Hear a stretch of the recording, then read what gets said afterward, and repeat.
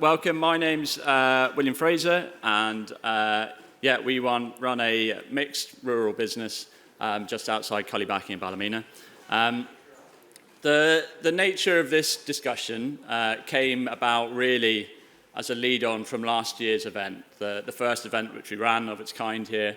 And I guess there was a sense at the end, there was a real sense of like optimism and hope about what we heard from all the amazing speakers, from the community of people who came on the day.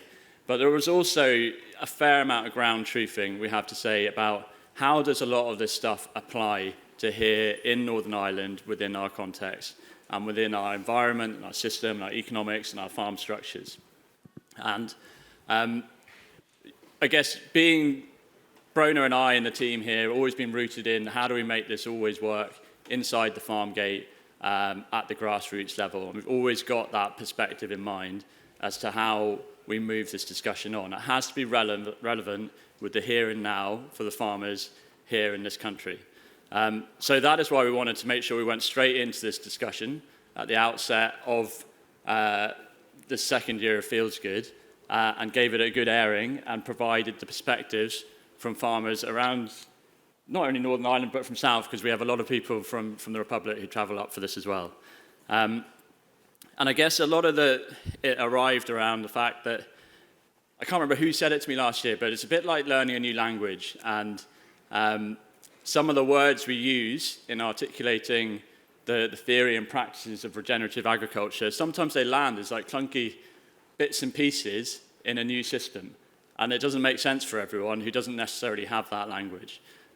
So we're going to try and make that come together, hopefully, in more coherence today with the input and discussion from our expert panel. So I'm just going to do a brief intro to the speakers. They're going to tell you a lot more about themselves and their farm and their system and their views today. But we have Andrew Wright, dairy farmer from Omagh, also well known on YouTube as Farm Theory. We have Peter McCann, beef and sheep farmer from County Londonderry, also obviously representing Irish Farmers Journal, good branding. We have Maria Phelan from Laois in the south, organic dairy farmer, and we have Jonny Blair, who's a Suckler farmer from Ballykelly, Londonderry. So I just wanted to do a little bit of prep for the guys on the stage. So could you put your hand up if you are farming on the island of Ireland here? Okay, that's good. Could you put your hand up if you are practicing some regenerative principles? Okay, any other questions you'd like me to ask them before we get going? Are there any organic farmers in the room? Yay! Two. Groupies, they're coming in slowly. Right, so we'll get started. We have an hour for this discussion. Please, we will be going through a bit of Q&A with this lot on stage here to start with, but get your questions prepped and we will be going back and forward throughout the discussion. So I'll start for each of you. I'll start with Andrew first. Tell us a bit about you, your farming context, and also what does regenerative mean to you? My name's Andrew Wright. I would be described as an intensive dairy farmer, but I identify as regenerative as well.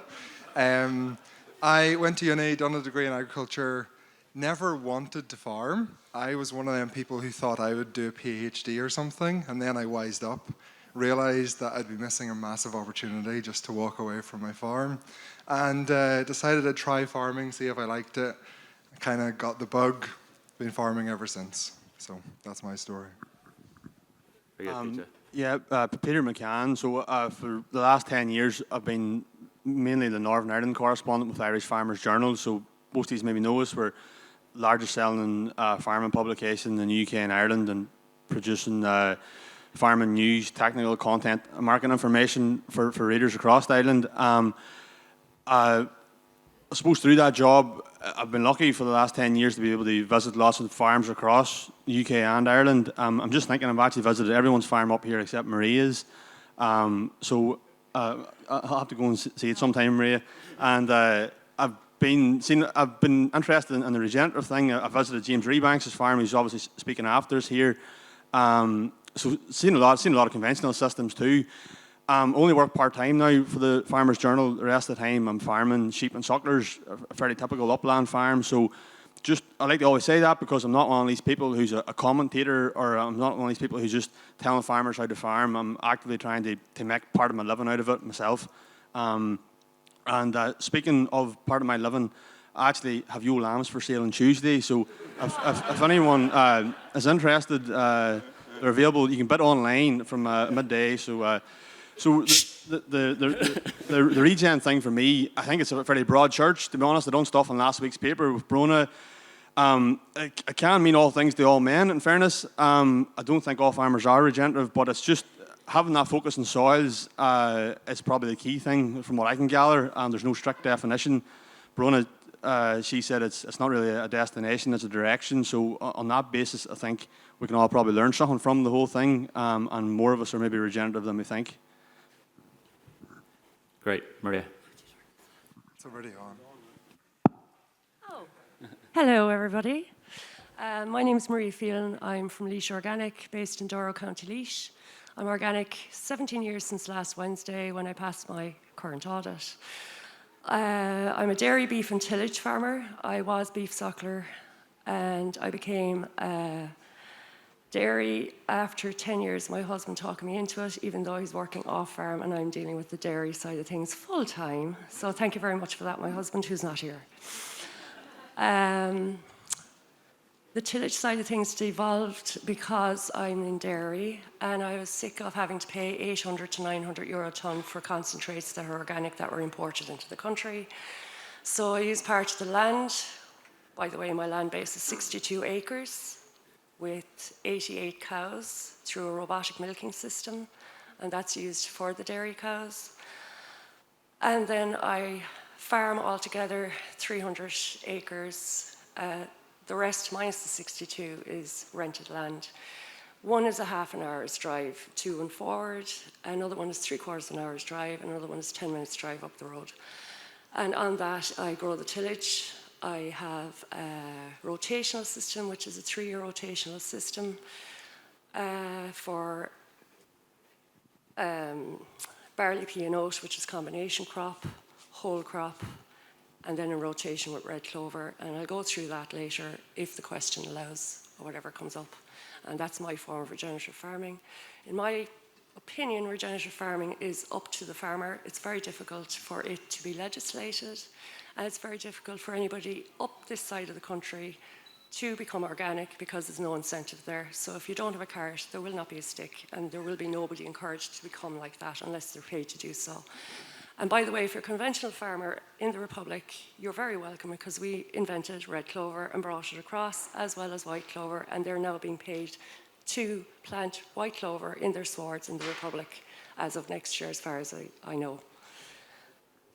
That's all I can say, I think, for now. Is that Lucky enough? them. Yeah, no, good stuff. Jonny? Yeah, so Jonny Blair farm just outside Ballykelly in God's country. I was very similar to Andrew, actually. I was slightly way around. I did have aspirations to farm, but I was very much encouraged not to bother my time.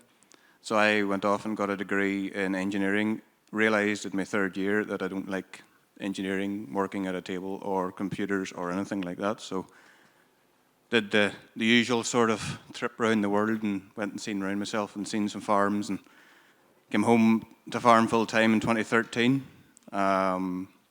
And then we were involved actually with we got the opportunity to be involved with a program with the Irish Farmers Journal about the theme was to increase the profit margins in the suckler beef industry in Northern Ireland. So we're very fortunate to be a part of that for 6 years before COVID sort of killed it. In that sort of time, we were encouraged to up our stocking rate and basically try and run a dairy-based system in the sucklers. For a bit of context, our land would be sort of half of it would be roughly half decent ground, and the other half would be Yorkshire fog and rushes. So it's not productive ground. It's sort of the sort of stuff you need to be quite tender with. So a high stocking rate did not suit our land. And in the end up, the financials of that system were pushing us further into the red.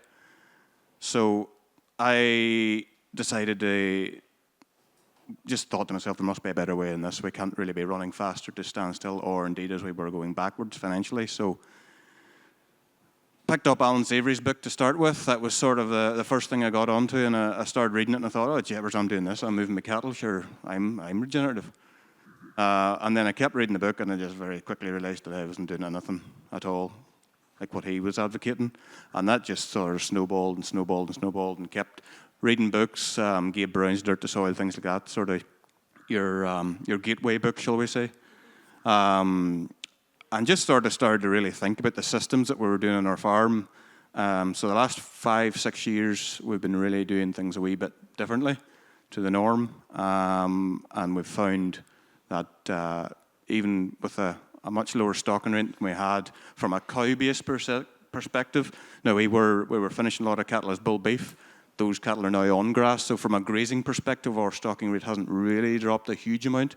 We just have less cows, shall we say. But our bottom line is much, much better. We're in the black for the first time in a long time. So yeah, we were trying to apply regenerative principles on the farm to improve, first of all, finances, because you can't be green if you're not in the black. And then off of that snowballs your biodiversity and basically mental well-being as well, I think would have to come into it as well. It's a fantastic way to do things. And it's interesting. Very interesting. So that'd be a bit. Thank you, Jonny. So just going to expand on that, Jonny. Can you just go into what are the practices that you have implemented? Just, you don't have to go like massive detail and everything, but just give us a quick overview, sense of like you're driving towards a regenerative farming system. How do you apply it in your context? First of all, I'd like to say that I'm a Suckler beef producer. I'm by far the easiest way or enterprise to do this. Like, I mean, there's nobody in the country that owns Suckler cows that can't farm the way that I farm, or in a very similar way. It's very different for dairy farmers, or for arable farmers, or for, God forbid, if you're in the goddamn sheep farmers, I feel for you. But yeah, it basically just involves around, like, regenerative. The mindset is more of a systems thinking mindset as opposed to just a prescriptive thing, or I have to do X to get Y. It's very much of taking the system as a whole, as opposed to just trying to isolate little parts and expand upon those. So basically, the main thing that we do now is rotate cattle extremely intensively. So they're only on a very small patch of ground for a very short period of time, and then they move away from that, and that ground is left to rest and recover. The most powerful tool we have in the toolbox is rest. I mean, there's multiple ways of grazing, and there's multiple gurus out there, and there's multiple people telling you how to do X and Y, but it all comes down to rest as being the fundamental tool of regenerative principles. So yeah, basically the main thing we do now is we just employ electric fence and mobile water troughs, and we just rotate everything and just work a lot of electric fences. Okay, so a lot of livestock movement, a lot of rest. Andrew, you bill yourself as a regenerative farmer too. Yeah, How do you go about it? Jonny has just confirmed for me that I am in fact regenerative. My dairy herd moves every single day, 12-hour paddocks, lots of fences, lots of moving them around. 100% right about giving the ground rest. That's very, very important. After we had a wee Zoom call to sort of prepare for this, shall we say, it was highly entertaining. It was very, very good. But the thing that came out of that for me was no one could actually define regenerative. It is what I would describe as a nonsense term. It doesn't mean anything. It's everything to all people. But I did go away and do some research and Googled it, looked into it. And the technical definition is all about soil, and it's all about encouraging soil bacteria and soil fungi. And when I asked ChatGPT whether using high rates of artificial fertiliser, like I do, damages soil health, originally it said yes, it does. But then I added in that all of my organic manure from my cows goes back onto my land. And then it changed the answer to, in combination with liming and organic manure, you can use artificial fertilizers, and it has no negative effects on soil biology. So again, regenerative. And could you just, for the benefit of the audience, just expand a bit more on your dairy farming system, just the size of the business and what you're running? So we farm just over 300 acres. Our limiting factor is the land area we have. You cannot buy land in the west of Northern Ireland, £23,000 an acre. AD plants have totally destroyed the land market. So our limiting factor is land. To maximize profit off that land, I need to produce as much as possible. I'm producing 1.6 million litres off a grazing block of 80 acres. Now, we obviously make silage off the other ground. Keys for us on our farm is producing the most amount of grass off the land area possible. And it will come as no surprise to anyone that if you want to produce a large tonnage of grass, you have to put a lot of time and effort into looking after your soil, avoiding compaction, making sure it's healthy, you have lots of worms, making sure the soil indexes are correct, the pHs are correct. And that's really my passion, I suppose, as well. I could take or leave cows. I kind of always should have been an arable farmer. But I can produce a lot of grass off a small area, which results in money, profit. Thank you. Peter, you've obviously been writing about it and aware of the term regenerative in the context of journalism within the Irish Farmers Journal, but also you've been to learn about it yourself. Why were you interested in it, and how far have you got with applying some of the principles that you've heard about? I think for me, and I say it actually appeals to almost all farmers, is if you can reduce your reliance on inputs, that's actually a good thing. Just like fertilizer companies, it's just. I'm reading the book here at the minute about they call the titans of industrial agriculture, and they're just an incredibly unlikable crowd of people. Like fertilizer companies, I think all farmers would agree in that. And the same in seeds and agri-chemicals, But so that was the thing for me. And the time the Russian-Ukraine thing and fertilizer was £1,000 a tonne was arguably maybe the best thing ever happened, because certainly in our farm we realised we can actually use less fertiliser. We used to be about 100 acres of green fields, used to sow 15 tonne, down to 11 tonne, then 10. Now, this year's even less, but again, it's been the best growing year in living memory, and we're at it a long time, so I can't really claim too much credit for that, but a little and often type thing instead. But fundamentally, what Andrew and Jonny both said, the key thing is if you want, I think we could revolutionise farming, and a lot of farmers are doing it, like these two lads and myself as well, is just rotating stock and resting ground. It takes grass to grow grass is the simplest and, but truest thing in certainly livestock farming and grassland management. I just think a lot of farmers could just if you get away from for set stocking, I would just change your farming system, and you would realise how much grass you can grow, and all these other benefits too, obviously. But fundamentally, for me, that was reducing some of the inputs. So we managed to do that. Having said that, I'm still creep feeding. Before I left this morning, I carried out a lot of meal to lambs. I still want to get lambs away. Our farm's very heavy. It'll get wet in October and November, and need grass for toppling. So I'm just trying to get lambs finished. And at the minute, it does pay to feed them, and has paid this last few years certainly. So I'm not by no means organic whatsoever. I'm still spraying MCPA too. Needed it for the rushes, very small amounts, again, littling off and that type of thing. But certainly on our land, it's suited to just have a focus on moving stock. And again, as Andrew said, I actually like doing it too. I don't mind moving electric fence every morning for cows and keeping sheep in rotation. It's actually a lot less work than people think as well, because you have to go and check them anyway in the field. So you may as well check them as they're running past you through your gate.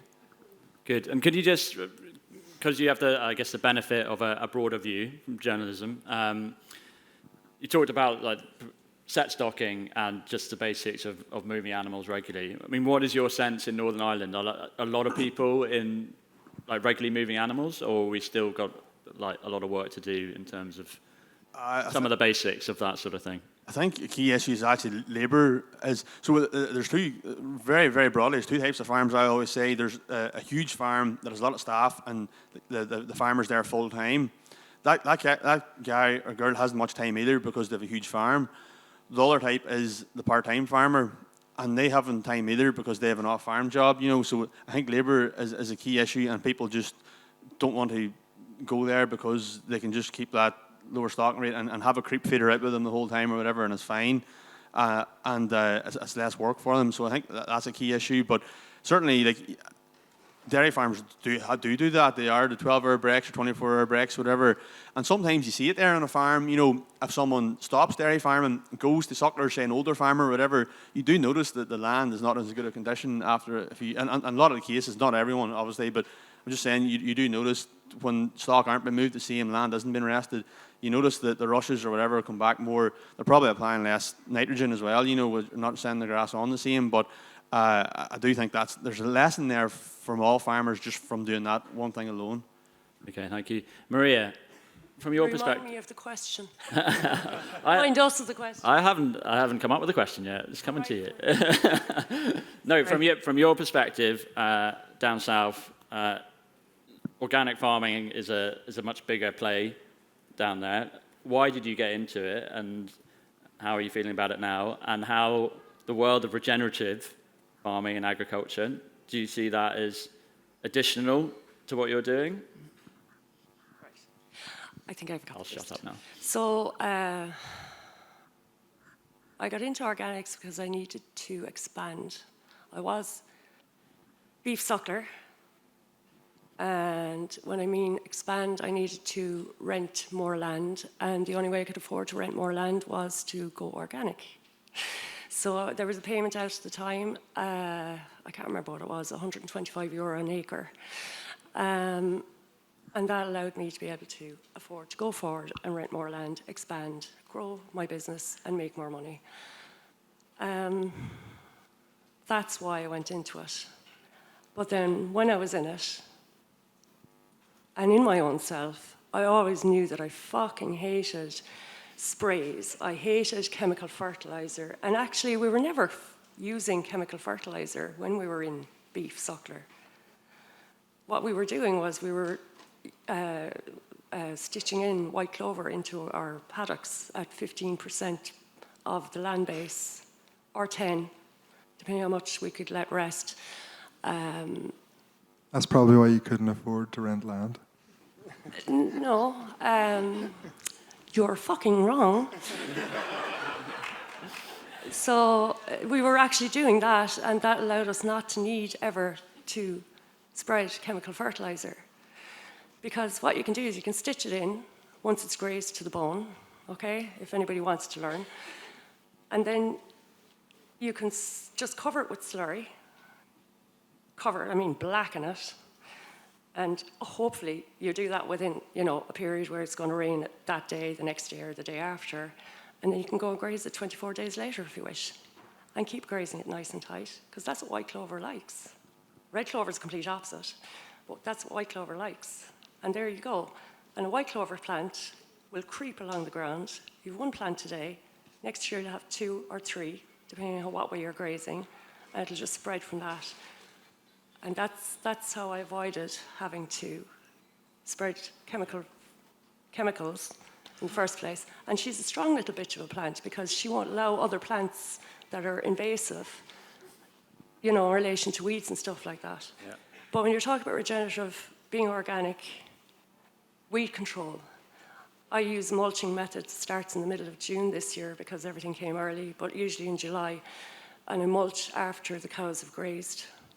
And I have a huge problem with ragwort because I'm backing onto a quilcher forest and it just took over my farm. So that's how I've controlled ragwort on my farm. You might say cows can't go out and graze after that. They graze, I mulch, I spread slurry onto it, and 28 days they're able to go back out and graze that plot after. Just to add complication to everything that you're hearing from me right now, I'm a robotic dairy system, which means they're grazing ABC. So A is a hectare, B is a hectare, C is a hectare. They get 1/5, 1/4, a quarter, or 1/3 of that hectare ABC, depending on how grass growth is. So they'll get more if there's slower grass growth, or they'll get less if there's higher grass growth. So that's how I work my grazing platform. Luckily enough, my yard and robot is down in the middle of the farm. If it wasn't, there'd be a lot of trouble. Yeah. What was the rest of your question? That's good for now. Come back to it. Come back to it. The audience might have some questions as well soon. Jonny, we had a good discussion on the Zoom call, as Andrew mentioned, about how you grow grass.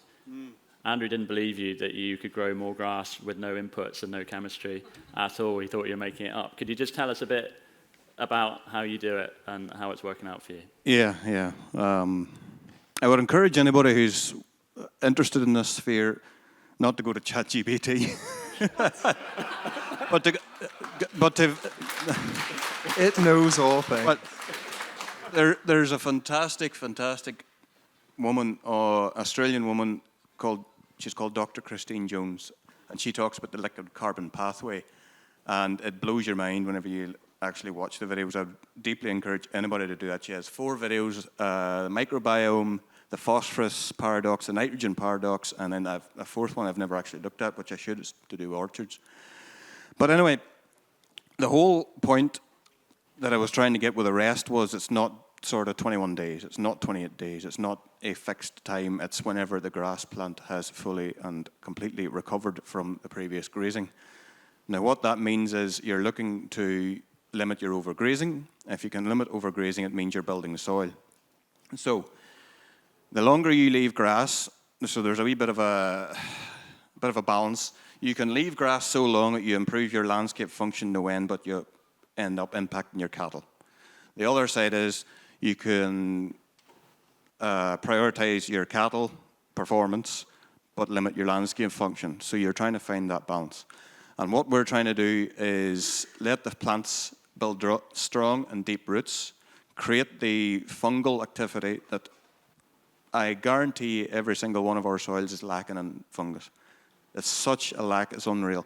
We have to try and build aggregates in the soil. Now, the aggregates are which creates the nitrogen fixation. Everybody thinks it's legumes. Everybody thinks that legumes are what brings you the nitrogen. It's not. It's the bacteria on the roots of the legumes.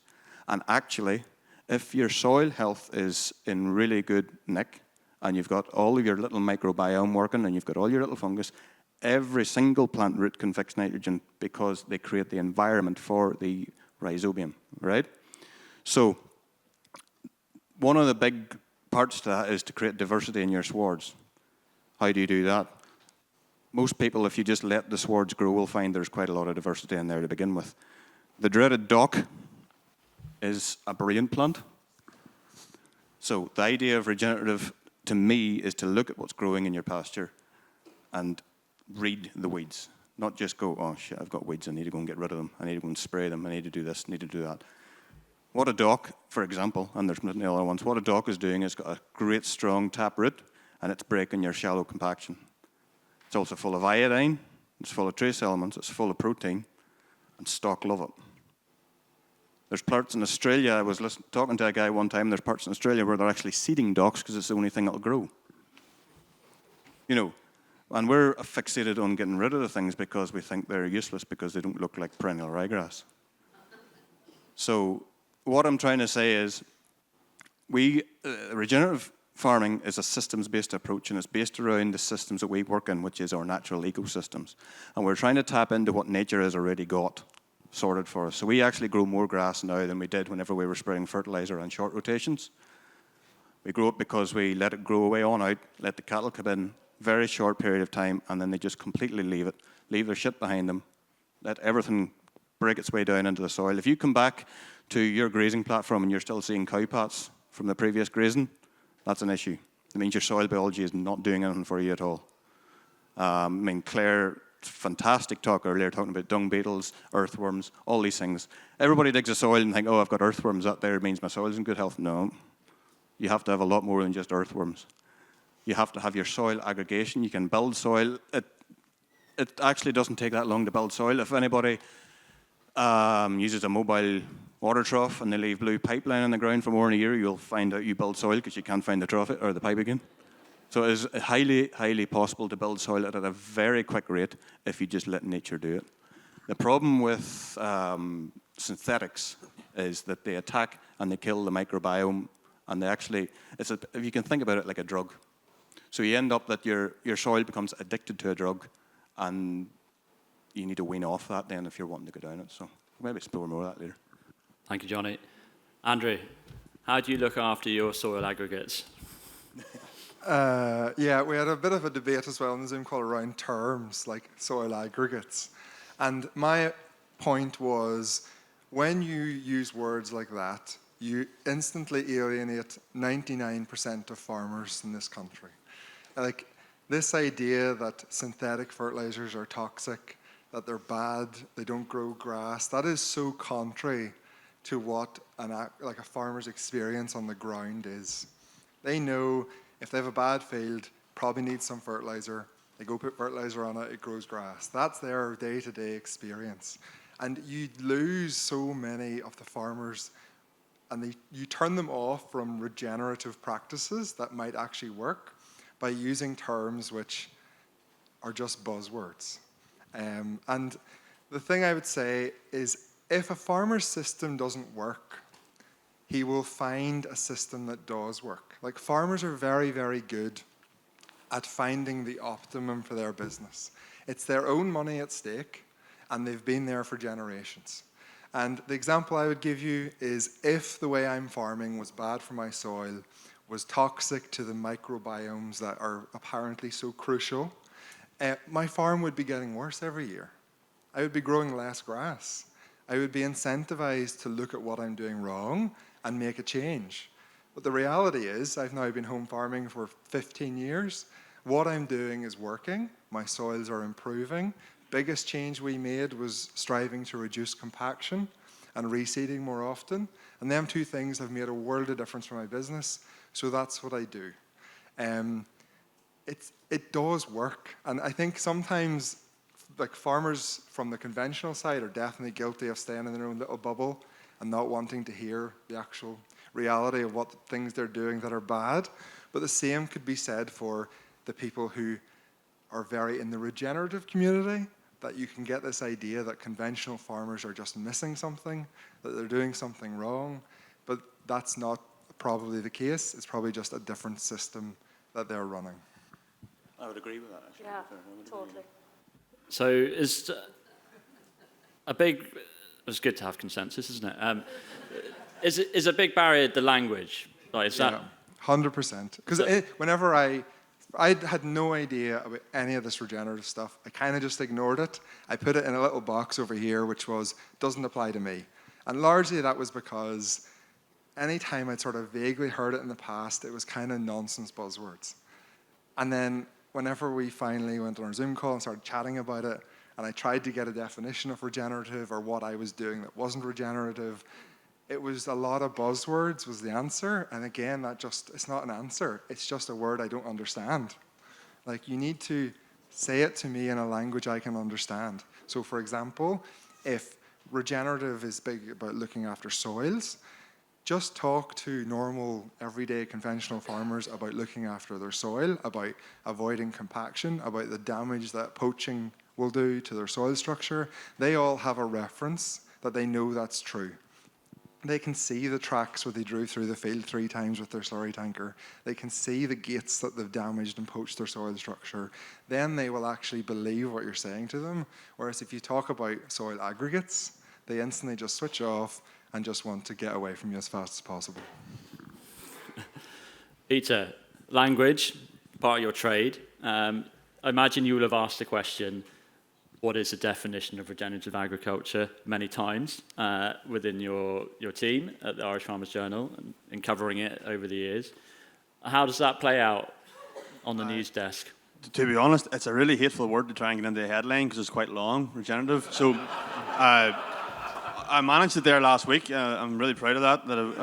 But needed a lot of space in that page. But so it is one of those things that lads may just switch off immediately, you know. And that's maybe one of the criticisms I would have of some people who advocate the regenerative thing is they aren't putting themselves in the shoes, as Andrew says, of that ordinary farmer. And we have to be brutally honest as well, especially right now, the times we live in. Like, it does pay to feed cows. Like, I said to Andrew the other day, you should actually probably keep those cows in, don't even graze them.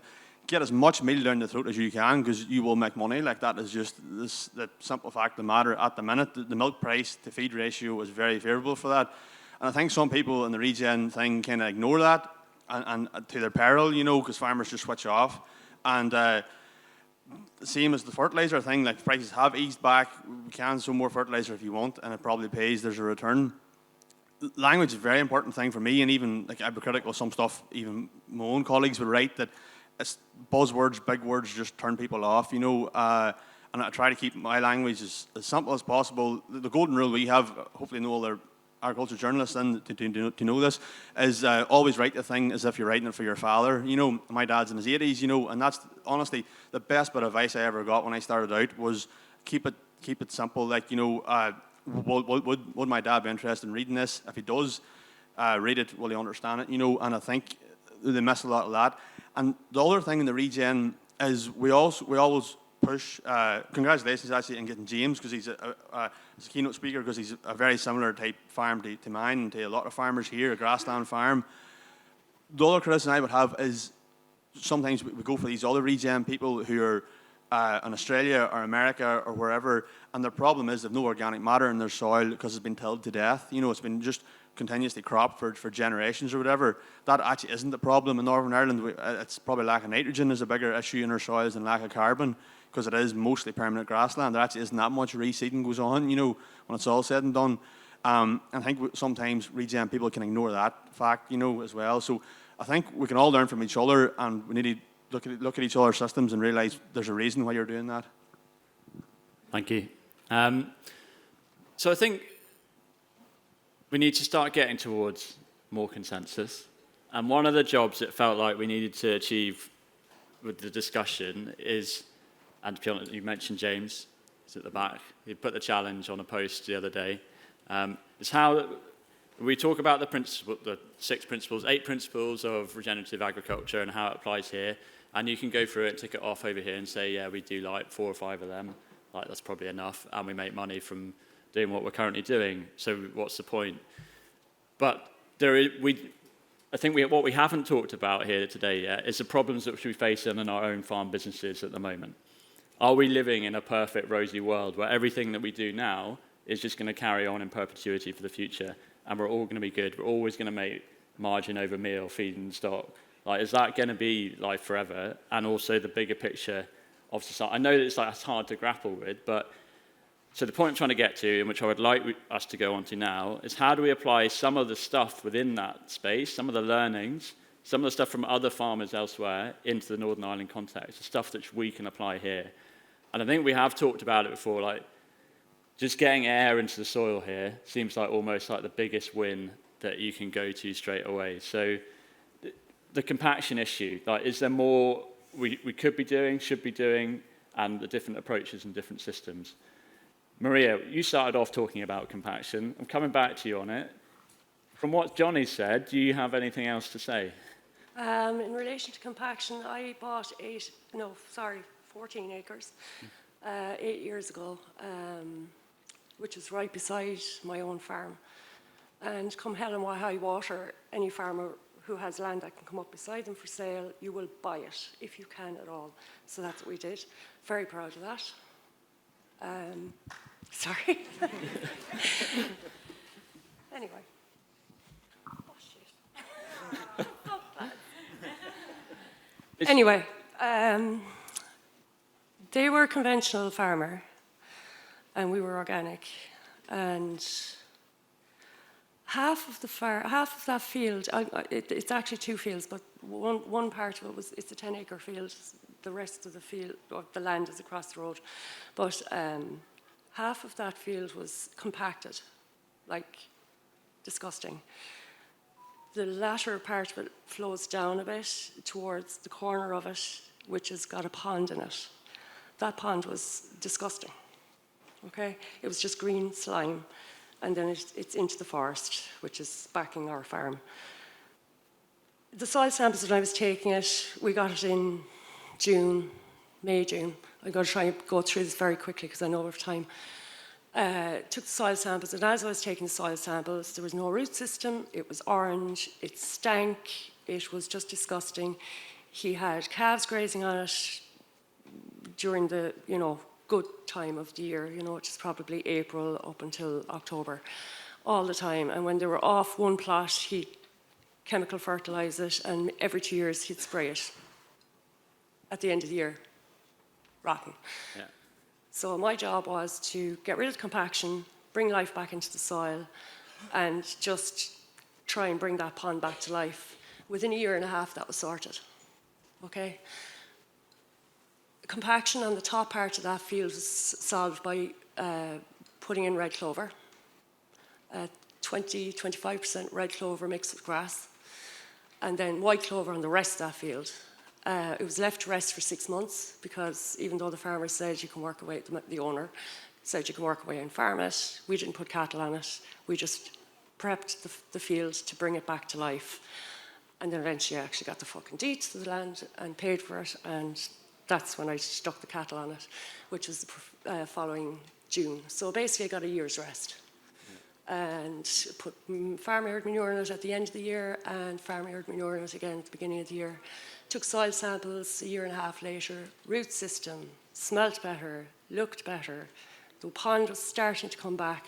But I will be honest with you, that pond didn't come back to full life, I'd say, until about 5 years later, which is 3 years ago. It's not a pond that would ever grow now, but it did then. You could actually guarantee that it would expand that pond probably about 10, 15 foot during the wet season, simply because there was no root system in that soil to take the water into the soil, whereas it has now. So that's all I can say. I think that's answered your question. Thank you. Jonny, your experience, you've been doing this for a number of years now. Is there a little bit of you at the moment which thinks, there's money in feeding meal, why shouldn't I be going back to that like everyone else is at the moment? Definitely. I would like, if you're honest with each other, you have to realise that at the moment, the way the price is structured at the minute, intensive from a purely monetary version makes sense, but from my own personal desires and outcomes from the farm, it's not purely based on money. And one of the things that has really transformed my mindset since going down this, because I've always been honest that the reason that I entered this sort of change of mindset, shall we say, was purely financial at the start. It has now grown and has now blossomed into something that I deeply feel is very good, because I can see nature recovery taking part on the farm. I can see all these birds coming. I can see voles and amphibians and things in the grass that I'd never seen before. And they genuinely bring you joy without getting too mushy about it. They do bring you happiness to come and see all these things. Even wading birds just randomly appearing behind the cows sometimes, just go, oh, look, we never had them before. But the issue with the intensive system is it makes sense when the money's good. Whenever the money's not good, it doesn't make sense.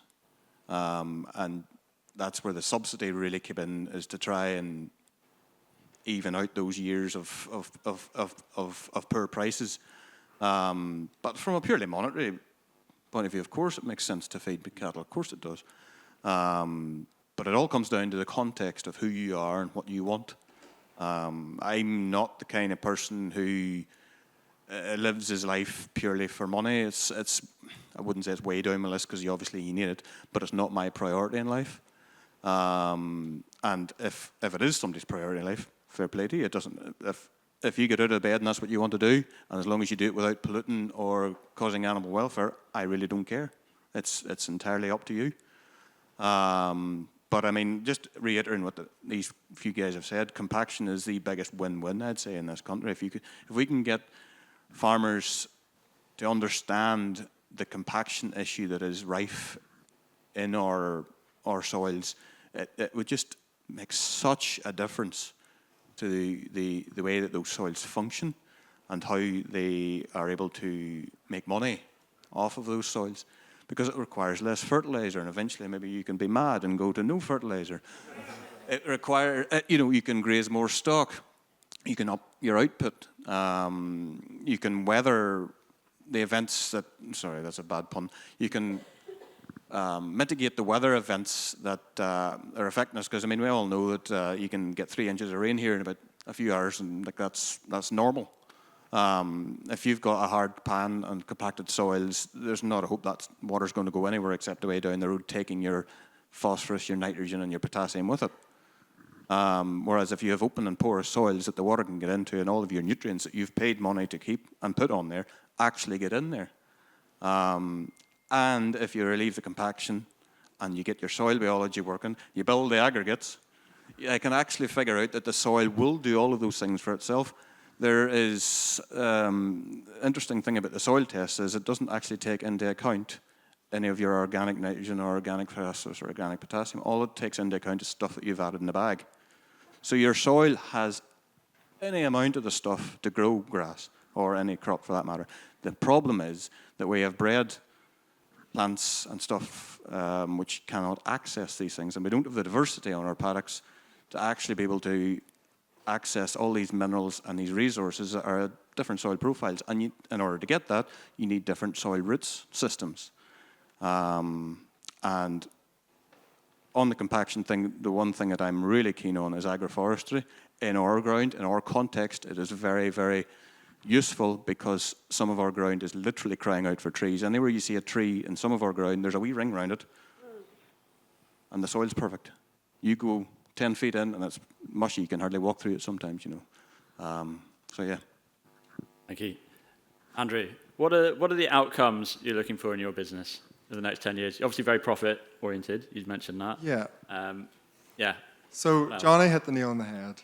It's his personal choice to farm the way he farms, and it is every farmer's personal choice to farm how they farm. That's why they do their system, and that's also why they're so hard to change, because they've developed their own personal opinion over years. They're self-employed. They're really stubborn, awkward people because they've never had a boss. That's the best thing about farming, but it can also make them quite difficult to sort of convince of different ways of doing it. And I think one of the problems I've had over the years sitting in the audience is that you'll hear a speaker on stage talking, for example, about multi-species swards, and they'll put it across like it's an answer for everyone. And they usually show a slide, and it'll be some research in inverted commas, and it will show the same yield between multi-species swards and perennial ryegrass. But then whenever you dig into it, you find that it only got 50 kilograms of nitrogen, and it's essentially completely tanked the perennial ryegrass. So of course your multi-species swards look good, but if I was to take that home, put multi-species swards in my dairy farm, have a 45-day rotation, I'd probably have to half my cow numbers, so I'm down about £350,000 of milk sales in a year for saving, what, £20,000 of fertiliser. How does that make sense in a business sense? And it's this problem where people are so passionate about their little topic, their little thing, and they don't put themselves in the position of other farmers. And then people who don't know enough about the topic in the audience hear that and they think, well, that's surely the answer. And I'll give you an example that I am also extremely guilty of this, and it was a really good thing someone once told me. I'm a massive fan of the Joe Rogan podcast, okay? But someone once told me that it's full of lies and nonsense, and you shouldn't trust anything that anyone says. And I didn't really believe that until they had a guest on talking about regenerative agriculture, okay? And I listened to that podcast, and everything that man was saying, I was like, that's not true, that's wrong. And then I realized, hold on a minute, all the other episodes I've listened to where I don't know anything about the topic, and I just believe everything they say. Like, I need to be really careful what I trust. And so if you're in the audience and you're not an intensive dairy farmer, I would just say sometimes have the humility, if you like, to think that maybe you're missing something and maybe there's a reason they're doing it the way they do it. And I would say that I also need to have some humility with regards to the things that do work with regenerative and things I could learn. However, I'm yet to figure out what that is. But hopefully Come on, Andrew. Right, we've only got 5 minutes left. Questions, please, if you want to ask them. Nikki is very keen.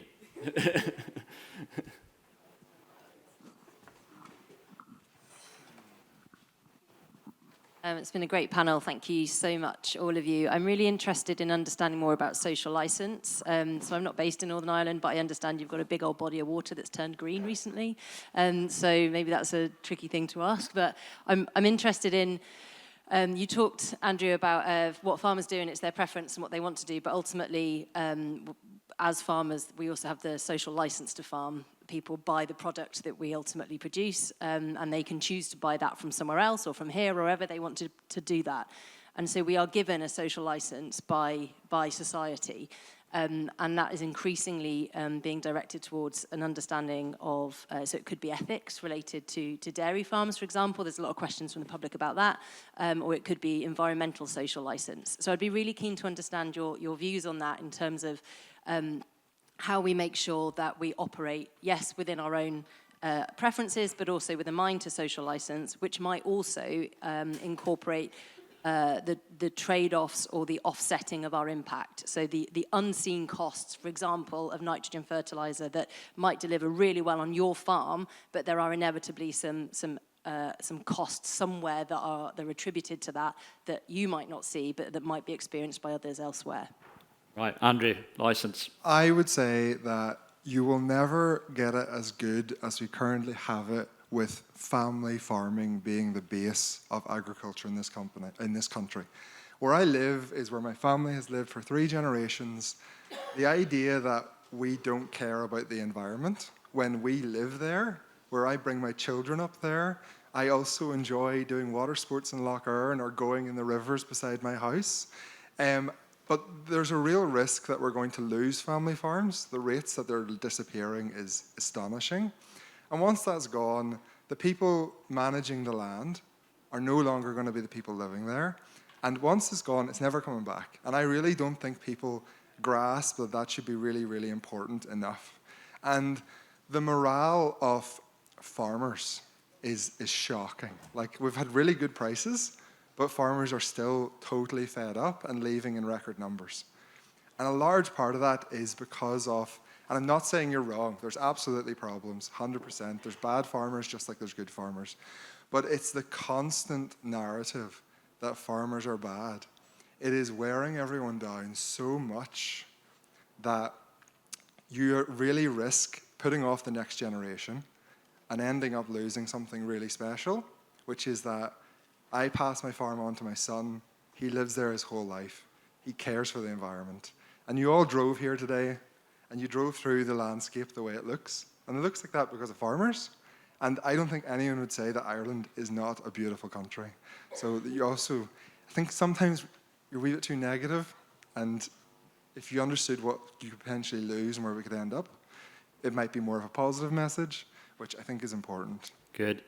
We're going to feel free to come round to this. I'm just going to get some more questions in, so it's boiling away before we have to wrap up. Andrew? At the front here.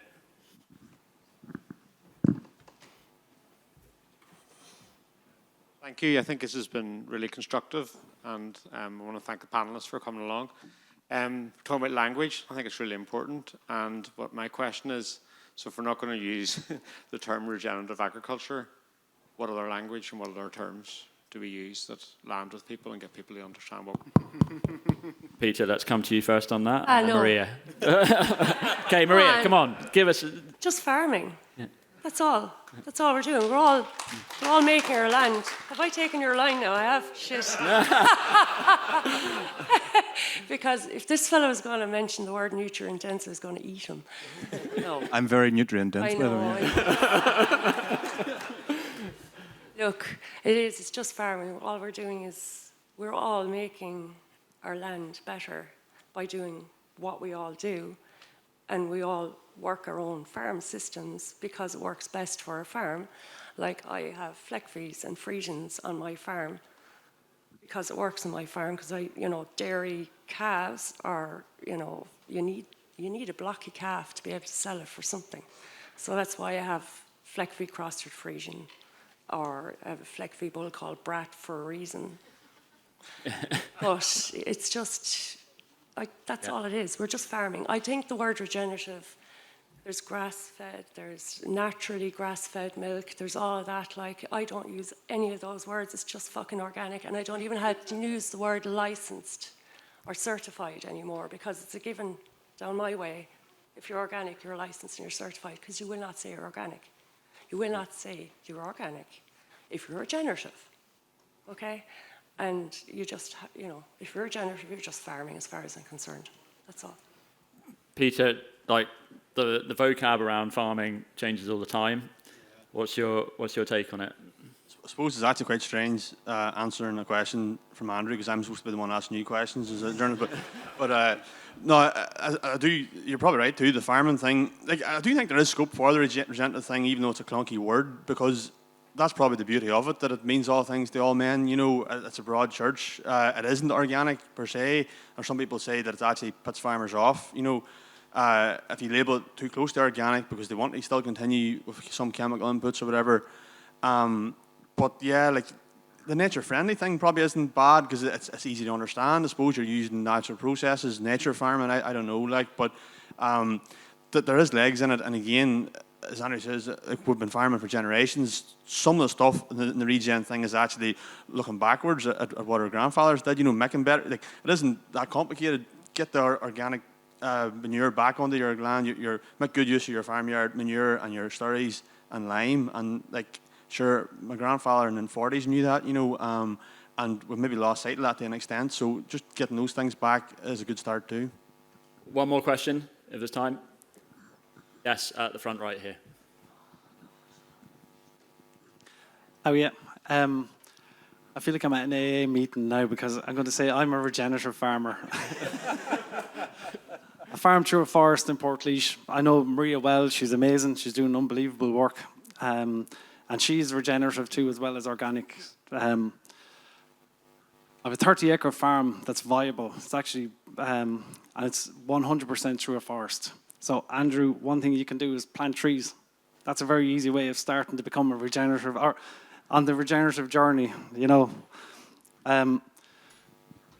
You're missing a huge part of this whole debate, though, as well. Like, you're talking about farming as being producing food. Farming is way deeper than producing food. The market, where you sell your food, how you connect with your community, how you talk to your neighbours, how you, like, I do relief milking for a neighbour who has 400 cows. I know exactly the hardship that intensive dairy farmers are in. I put faith in nature to do, you know, to aggregate the soil, to live in roots at varying degrees, very in depth. Great question. We're going to get rushed off. Yeah, the markets, like, there's no mention there about markets at all, and about community, and about building how you're going to, like, mental health, again, is another big one. And you can solve all that by inviting people into your farm, talking to people, building a relationship, selling the food. And I don't mean just to local people as well. We export to Europe. So there's a huge market out there. It's not a niche thing. It's not... Well, what you're doing is you're building your own brand. You're selling direct to the public. What's wrong with that? There's nothing. Yeah. That's your personal choice. Yeah. But a lot of farmers just want to be left alone to produce their milk and sell it down the lane. No, and everyone should have their own ability to do what they Oh, no, absolutely. But you talk about success. So your system is not what a lot of farmers want to do. I understand. They want to produce food, but we need an organisation that can actually develop markets. There's no real market development for this type of food. Okay. I'm coming to Jonny for a comment on this. Yeah.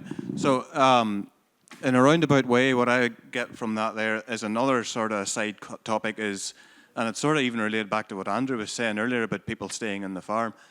You need to have more people in the countryside, and you need to have a lot more people coming back into farming. It does not suit, as Andrew said, it does not suit for family farms to disappear to then be diluted by corporations. That's the end of the world as far as I'm concerned. Whereas if we can encourage people back to farms to have a much more multi-diverse food system and be able to sell that much more locally, I mean, I think that's something we haven't even talked about as local food for local people. But the idea that we just have to stick to our silos and stick to a system because that's what we want to do, we have to also look at the bigger picture and realise if we all did that, then farming would disappear because naturally we'd all dilute away until nothing. So I think we have to understand that in order to get more people back to the countryside, we have to offer them a viable financial position in order to do that.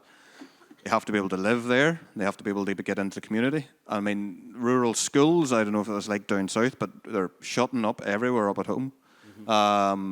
Shops are disappearing in villages. Villages are basically becoming commuter towns. That's because there's no heart left in the countryside. So things that can do that, and I'm not just saying this is only something that Regen can do, because I don't believe other things can do it as well, but even getting market gardens back on the farms again, getting polytunnels up, getting local outdoor poultry and pig. I mean, these are fantastic things. I mean, it's so simple and so low cost for people to get into. New entrants can get into it a lot handier than trying to go out and buy 100 acres of land and milk cows or cut barley or whatever it is. And I think there has to be an onus on the people doing that, however, in order to build that market. It can't sort of come from a top-down only. It has to come from a bottom-up as well. Yeah. So, yeah. Good, thank you. So we're going to have to wrap it up here because James will be on in a couple of minutes. But, yeah, a big thank you to the panellists.